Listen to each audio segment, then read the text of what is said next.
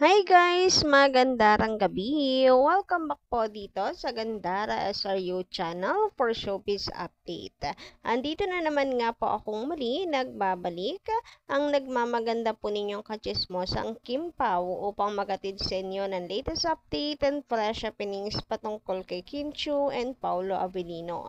And para nga sa gabing ito, ang mainit nating chika ay patungkol po dito sa isang tao na gusto ng pakasalan at asawahin si Kim Chiu. Nako, nako, nako. Grabehan yun. Napakaganda naman kasi talaga na isang Kimi. So, bakit nga ba naman pakakawalan pa? Syempre, for the go na yan. But before that guys, no, bago natin yan talakayin at pag-usapan, sa mga hindi pa po nakaka-subscribe dito sa ating channel, i-click nyo lang po yung subscribe button at notification bell para mag-updated po kayo at ma-notify tuwing may bago po tayong balita sa kanilang dalawa. Basta po mga chika na may kinalaman kay Kim and Paulo Avellino, sagot na po natin yan. And sa lahat ng nandito ngayon na nakikinig at nakatambay sa ating channel, shout out, maraming salamat po sa inyong pakikitambay dito. So ito na nga, simulan na natin ang ating update at nais ko po itong simulan dito po sa nakita nating post tungkol sa sinabi ni Coco Martin hinggil sa kanya pong opinyon kung bakit kailangang i-private ang isang relasyon, lalo na kung ikaw ay isang artista. Alam niyo naman guys, ilan bang taon bago umamin ang Coco Jules? 12 years o 17 years? 12 years ata, na kung saan ay parang napaparehas daw po sa Kim Pao kasi mukhang ito ang goal di umano ni Kim and Paulo Avellino ngayon, na maging private lang, na maging low-key lang at hindi kailangan na na-involve, papasukin ang lahat ng tao sa kanilang relasyon. Ayun kasi dito kay Coco Martin, magulo na magulo na dun sa trabaho nila, sa workplace nila bilang artista, at papapasukin pa ba niya sa sa love life niya, di mas lalong kugulo. At the end of the day, kayo lang naman dalawang yan. Makaka-apekto pa po yung mga chu-chu-chu ng mga netizens. Anyway, sabi po dito ng isang Kim Pao fan, lalo na po pala kay Kimi, madagdag po natin kasi nanggaling po siya sa isang breakup. So baka mamaya niyan mabaliktad di ba si Kim Chiu. So ayun, maigi na rin po yung i-private na lang yung kanila pong relationship ni Paulo. Sabi dito, I agree with Coco, kaya tama din lang na ginagawa ng Kim Pao ngayon. Wala naman magandang maiaambag ang mga inggitera. Louder, grabehan. Louder, Miss Kind Heart. Masaya na ako sa Kim Pao na parang galawa ng Coco Jules. Panatag ako. Ayoko masira relasyon nila. Hashtag Kim Pao. And kung yan naman po yung gusto natin, ang goal natin na hindi po masira ang Kim Pao, I respect their decision. Diba? So, masaya rin naman tayo na ganito na nagsusoko. So, alam niyo yun, mas lalo tayong kinikilig, lalo na kapag may nakikita tayo. So, siguro, na ito, kumbaga, i-stay na lang po natin ang ganito. Basta, ang importante, Kim Pao is real. Pero kayo ba guys, ano ang inyong comment at opinion ni hinggil dito? Grabehan yung mga update ngayon sa Kim Pao tungkol sa wedding, mula nung na yan, the greatest wedding of all time, of the year pala. At the same time, yung chika po ni Ogie, nagsunod-sunod na, puro kasal na po ng Kim Pao yung pinag-uusapan. Samantala, sabi naman po dito, na isa nating komentor na si Miss J. Watch. Sa totoo lang, yung mga artista na pinagtitripan nila sa totoong buhay ay magkakasundot, magkakaibigan.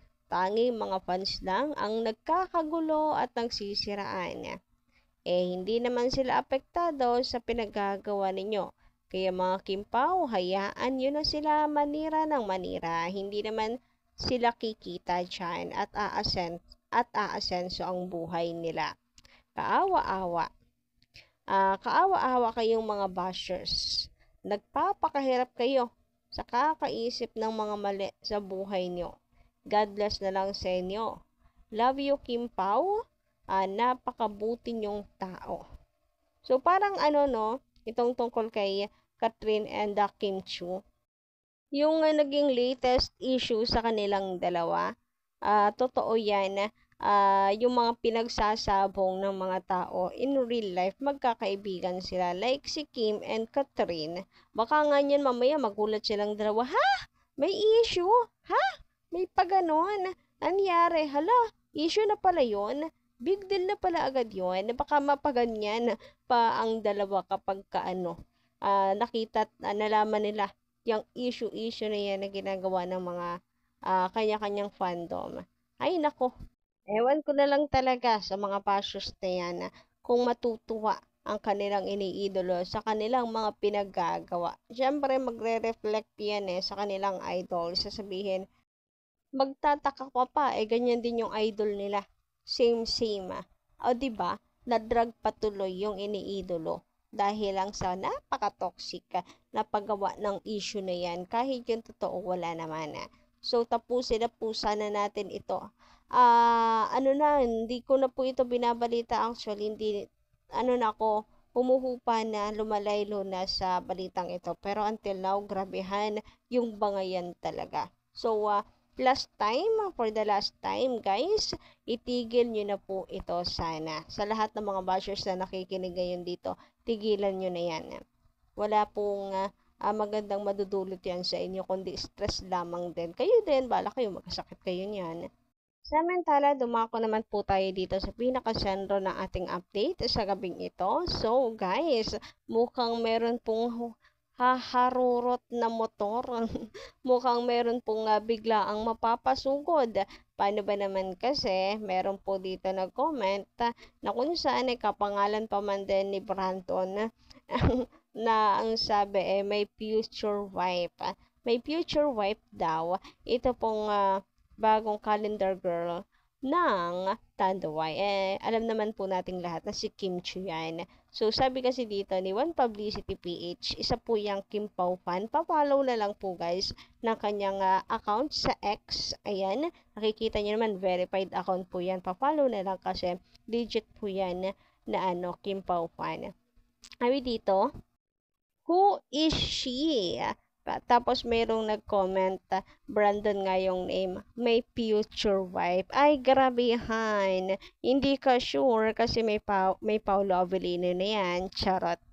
So, ayun, ang dami tuloy pinagkakatuwaan itong comment na to na kung saan Victor labas. Victor versus Brandon daw. So, pagalingan yung dalawa kay Kim. Grabe, daming karibal ni Paolo kay Kim kasi naman napakaganda. Pero ganun pa man, marami man pong pumila dito kay Kim Chu, given naman na kasi yan kasi napakaganda naman talaga. At napakababait pa, sino pong hindi ma-attract sa kanya. Nung alam niyo naman, dalaga pa lang yan, bata pa lamang po yan, ligawin na talaga. So ngayon pa kaya na talagang full bloom na itong si Kim Chu. Ganun pa man, marami man pong pumipila, pero sa kanya pa rin uuwi. Ay, grabihan na. Or should I say, marami man pong pumila, pero si Paolo Avellino ang tumapos ng pila. So, yun lang po muna guys sa ating update sa gabi ito. Maraming salamat po sa inyong pakikinig. And don't forget to click the subscribe button and notification bell for more updates. Maraming salamat!